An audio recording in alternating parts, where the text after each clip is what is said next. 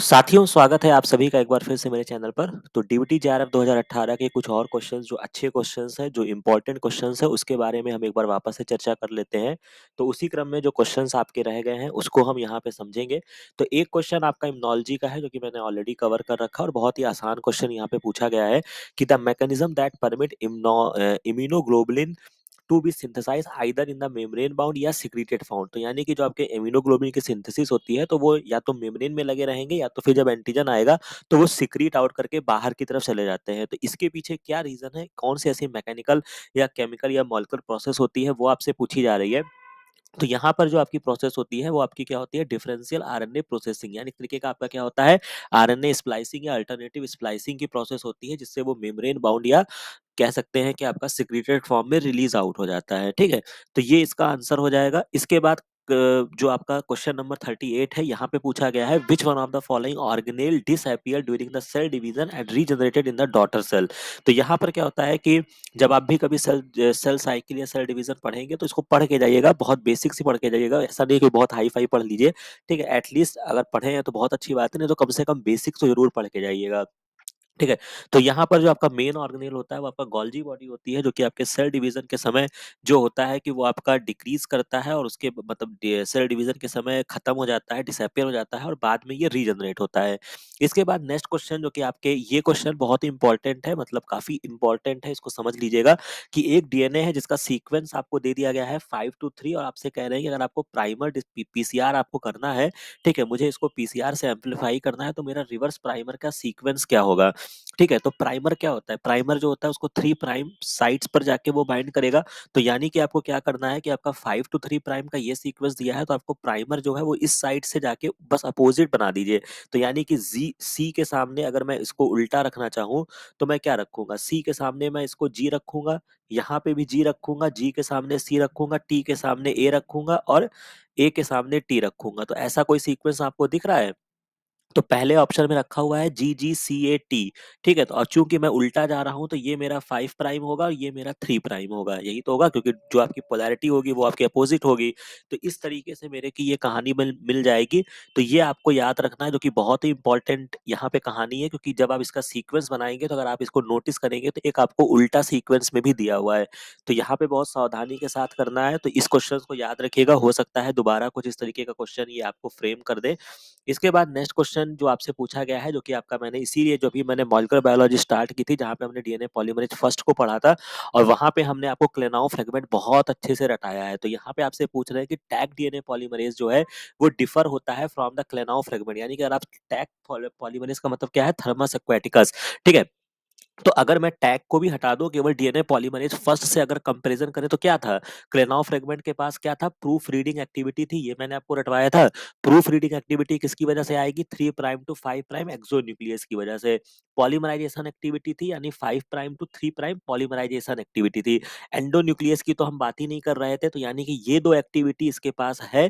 तो क्या नहीं है इसके पास, अगर मैं इसकी बात करूं तो इसके पास 5 prime to 3 prime exonuclease activity Klenow के पास नहीं होती है। तो यानी कि जो आपका डीएनए पॉलीमरेज, जो आपका टैग डीएनए पॉलीमरेज है, उसके पास 5 to 3 प्राइम एक्सोन्यूक्लियस एक्टिविटी होती है। ठीक है, तो ये भी याद रखिएगा, जो कि बहुत ही इंपॉर्टेंट है। तो मुझे पीसीआर या करना होगा या थर्मस एक्वेटिकस का यूज करके जब मैं पीसीआर करता हूँ तो मुझे मैं सारी प्रॉपर्टी उठाऊंगा। ठीक है, तो यानी कि क्लेनाउ फ्रेगमेंट से कैसे डिफरेंट होता है, तो आपका 5 to 3 प्राइम एक्सोन्यूक्लियस एक्टिविटी होती है। तो 48 का सेकंड ऑप्शन हो जाएगा। इसके बाद नेक्स्ट क्वेश्चन जो है आपका क्वेश्चन नंबर 66 है। यहाँ पे कह रहा है कि आपका क्लोनिंग एक्सपेरिमेंट है, जहाँ पे एलपी का यूज किया जाता है, एल्कलीन फॉस्फेटेज का। और फॉस्फेटेज है तो क्या करेगा, फॉस्फेट को रिमूव करता है, यही तो कहानी होती है। इन जनरली यूज किया जाता है डीफॉस्फोराइलेशन करने में in the plasmid vector rather than the insert DNA fragment, because तो चूंकि हम एल्कलीन फॉस्फेटेज का यूज करते हैं, इसलिए यूज करते हैं क्योंकि जो आपका वेक्टर मॉलिक्यूल है, जो कि आपका प्लाज्मिड ही वेक्टर होगा मोस्टली। ठीक है, तो ये प्लाज्मिड आपस में ही ना जुड़ जाए, इसी वजह से हम क्या करते हैं, उसमें क्लोनिंग एक्सपेरिमेंट में एल्कलीन फॉस्फेटेज का यूज करते हैं। तो ये याद रखिएगा कि वेक्टर के मॉलिक्यूल जो है वो आपके सेल्फ लाइगेट ना कर जाए, ये इसका मेन कारण होता है।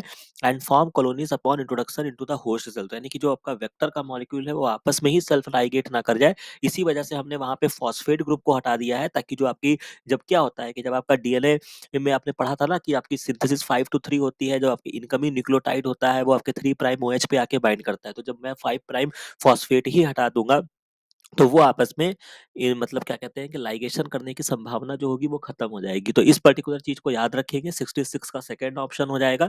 इसके बाद नेक्स्ट क्वेश्चन जो आपसे बहुत इंपॉर्टेंट पूछा गया है कि which of the following statement is a true about IPTG and lactose is not correct. तो प्रयास मेरा रहेगा, जिस तरीके से मैंने मॉलिक्यूलर स्टार्ट कर दिया है तो मैं लैकोपेरॉन तक कहानी आपको कवर कराने का प्रयास करूंगा, बट फिर भी याद रखिएगा ये आपका लैकोपेरॉन है, और लैकोपेरॉन जो है वो आप थोड़ा बहुत पढ़ के जाइएगा, जो कि एग्जाम पॉइंट ऑफ व्यू से बहुत ही इंपॉर्टेंट है।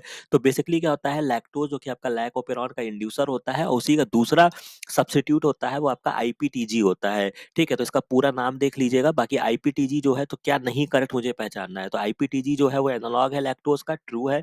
Both IPTG and lactose can inducer of the lac operon, बिल्कुल सही बात है। अगर मेरे को लैक्टोज नहीं है सिस्टम में तो मैं आईपीटीजी से इंड्यूस करा लूंगा। बाकी जब आप बायोटेक्नोलॉजी के एक्सपेरिमेंट्स कभी आप लैब में परफॉर्म करेंगे, तो जब मैं बैक्टीरिया सेल्स को हम ग्रो करते हैं तो वहां पे आईपीटीजी दिया जाता है। ठीक है, केमिकली उनको आईपीटीजी हम देते हैं ताकि वो अच्छे से ग्रोथ कर सके। तो ये कहानी भी आपकी ट्रू है। IPTG is a not metabolised while lactose is a metabolised by the cell. तो ये बात भी सही है कि ओवरऑल जो होता है वो आपका आईपीटीजी नहीं मेटाबोलाइज हो पाता है, और लैक्टोज जो होता है जिसके डिफरेंट फॉर्म ऑफ जीन्स होते हैं ZYA, उससे क्या होता है ये आपका मेटाबोलाइज होकर अपना जो आपका पर्टिकुलर फेट होता है वो देता है।